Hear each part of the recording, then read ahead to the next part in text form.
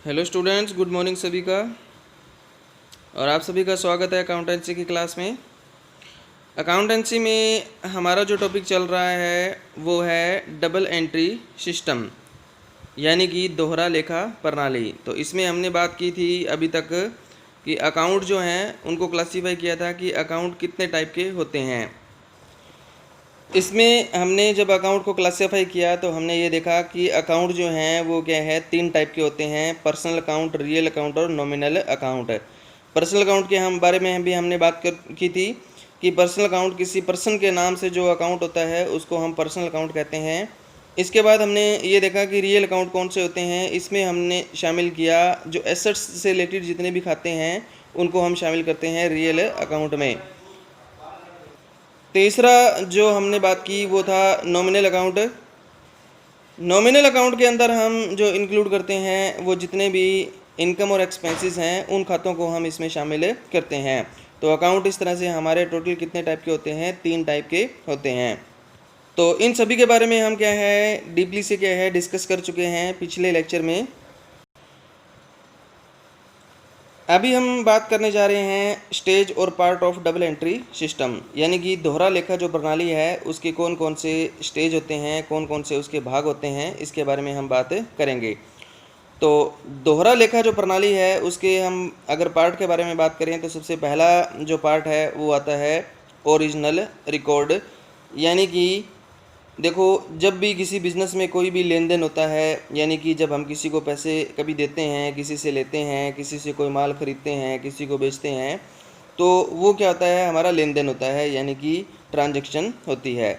इस ट्रांजैक्शन को, इस लेन देन को हम क्या करते हैं, सबसे पहले स्टार्टिंग की बुक में क्या करते हैं, रिकॉर्ड करते हैं।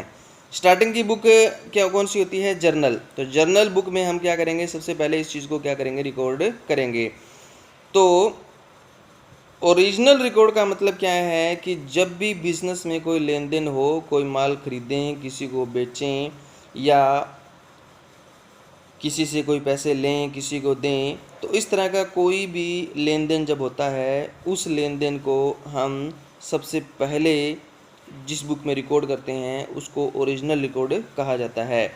तो सबसे पहले कौन सी बुक में रिकॉर्ड किया जाता है, जर्नल में। लेन देन को सबसे पहले हम कहाँ लिखते हैं, जर्नल में लिखते हैं।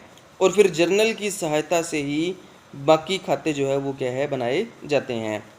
अगर बिज़नेस का साइज़ छोटा हो तो सिर्फ जर्नल में लिखा जाता है स्टार्टिंग के अंदर सभी लेन देनों को।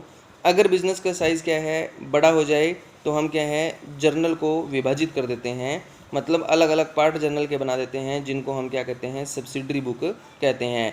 तो जर्नल में लिखने के साथ साथ क्या है, उनको सभी सब्सिडरी बुक में भी क्या है, लिखा जाता है। ऐसा कब होता है, जब बिज़नेस का साइज़ क्या हो जाता है, बड़ा हो जाता है। दूसरा जो पॉइंट आता है वो आता है क्लासिफिकेशन, यानी कि वर्गीकरण। वर्गीकरण के अंदर देखो क्या होता है कि जब हमने किसी भी लेन देन को, किसी भी ट्रांजैक्शन को जर्नल में और सब्सिडरी बुक में रिकॉर्ड किया, उसके बाद हमने क्या करना होता है, उनको अलग अलग भाग में बांटना होता है।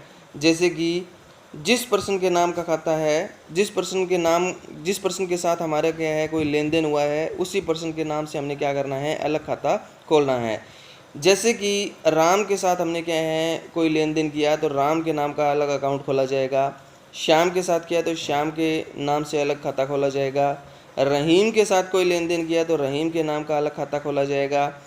कोई बिल्डिंग खरीदी तो बिल्डिंग का खाता खोला जाएगा। पैसा हमारे पास आया तो कैश अकाउंट जो है वो खोला जाएगा। तो इस तरह से क्या है, इसको हम क्या कहते हैं, क्लासिफिकेशन कहते हैं।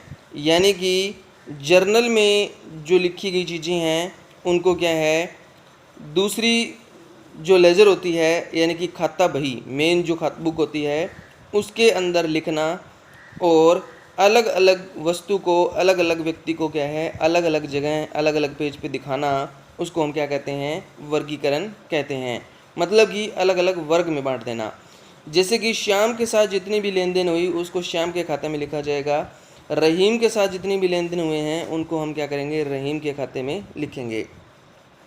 तो इसमें हम क्या करते हैं, जो जर्नल में लिखा गया है उसको हम क्या करते हैं, क्लासिफिकेशन करते हैं, उनको अलग अलग वर्गों में बांटते हैं। वर्गों में बांटने के बाद तीसरी जो स्टेज आती है वो आती है समरी तैयार करना। यानी कि समरी जो है वो लास्ट में तैयार की जाती है, किसके लास्ट में? जर्नल और लेजर को बनाने के बाद। तो इसको हम साल में कितनी बार भी बना सकते हैं, समरी को कितनी बार भी तैयार कर सकते हैं। समरी में क्या करना होता है, एक सूची बनाई जाती है जिसको हम क्या कहते हैं? ट्रायल बैलेंस कहते हैं। इसको यहाँ पर बताया गया है परीक्षा सूची, यानी कि परीक्षा क्या है? जांच करने के लिए। किस चीज़ की जांच करने के लिए? कि अभी तक हमने जो लेन देन किए हैं, जिनको लिखा गया है, उसमें कोई गड़बड़ तो नहीं हुई है या फिर कोई गलती तो नहीं हुई है। उन गलतियों को पकड़ने के लिए ट्रायल बैलेंस बनाया जाता है। ट्रायल बैलेंस में हम क्या करते हैं? चेक करते हैं गलतियों को, फ्रॉड को। इसके दो साइड होते हैं, एक डेबिट साइड होता है और दूसरा क्रेडिट साइड होता है। अगर क्या है, ट्रायल बैलेंस के दोनों पक्ष, डेबिट साइड और क्रेडिट साइड बराबर हो जाते हैं, तो इसका मतलब क्या है? कोई गलती नहीं हुई है। लेकिन अगर दोनों साइड बराबर नहीं होते और उनमें अंतर आ जाता है, तो हम ये मान सकते हैं कि हमसे कोई ना कोई मिस्टेक हुई है और उस गलती को, उस मिस्टेक को हम क्या है? ढूंढ सकते हैं।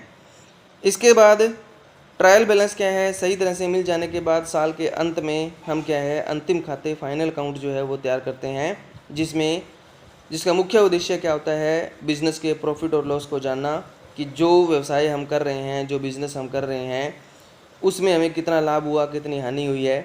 इसको जानने के लिए हम साल के लास्ट में प्रॉफिट एंड लॉस अकाउंट बनाते हैं और बैलेंस शीट भी बनाते हैं। तो ये 3 स्टेज होती हैं। पहली स्टेज में क्या होता है?